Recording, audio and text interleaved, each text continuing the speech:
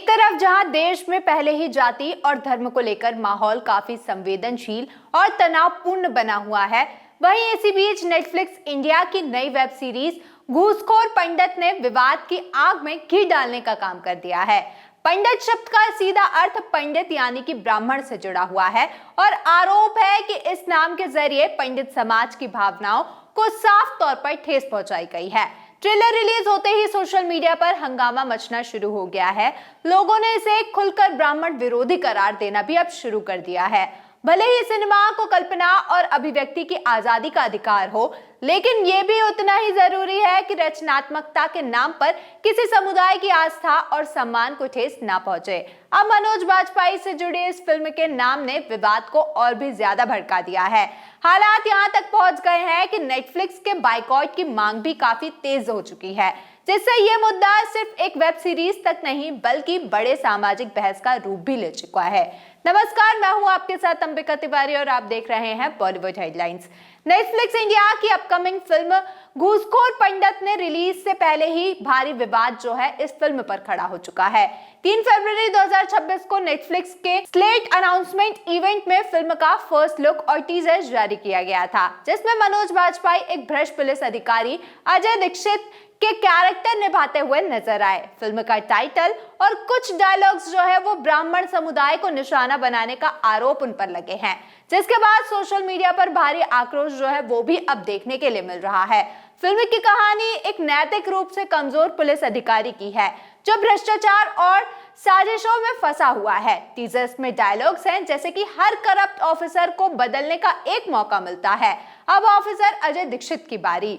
लेकिन विवाद मुख्य रूप से टाइटल घूसखोर पंडित पर है, जिसे जातिवादी, ब्राह्मण विरोधी और हिंदू धर्म के उपनाम के रूप में देखा जा रहा है। कई यूजर्स का कहना है कि पंडित यानी कि पंडित शब्द ब्राह्मणों को संबोधित करता है और इसे घूसखोर से जोड़कर पूरे समुदाय को बदनाम करने की कोशिश की गई है। सोशल मीडिया पर #बाइकॉट नेटफ्लिक्स और #बाइकॉट घूसखोर पंडित हैशटैग्स जो है वो भी अब ट्रेंड कर रहे हैं।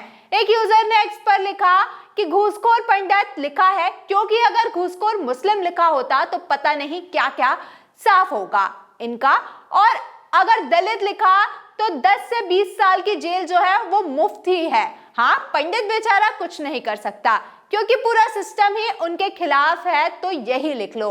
वहीं एक और यूजर ने लिखा कि घूसखोर पंडित फिल्म को बैन करो, हम इस फिल्म का विरोध करते हैं।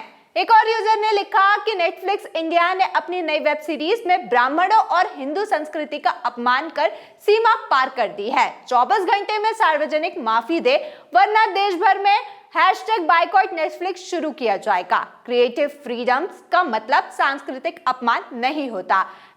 #Shame on Netflix.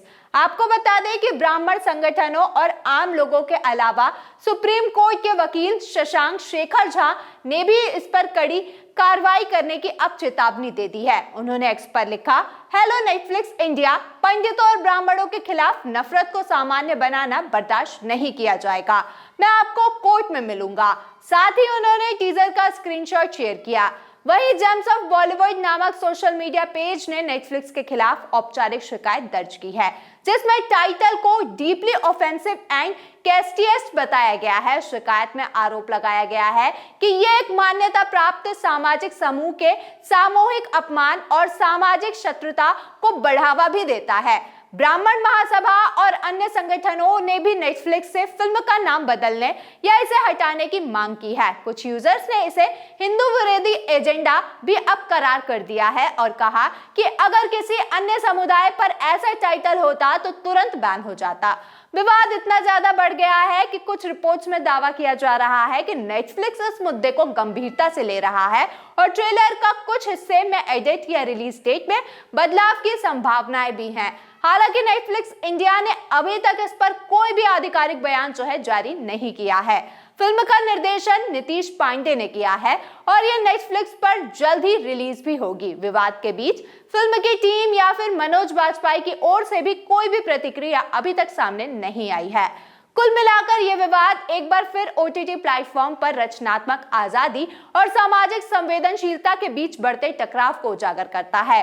Trend analyst का मानना है कि अगर मामला और भड़कता है तो बाइकॉट की आंच सीधे नेटफ्लिक्स के सब्सक्रिप्शन और ब्रांड इमेज तक भी पहुंच सकती है।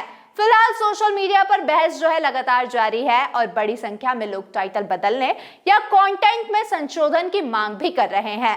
अब यह देखना भी दिलचस्प होगा कि ब्राह्मण समुदाय की इस फटकार का नेटफ्लिक्स पर कितना असर पड़ता है या फिर नहीं।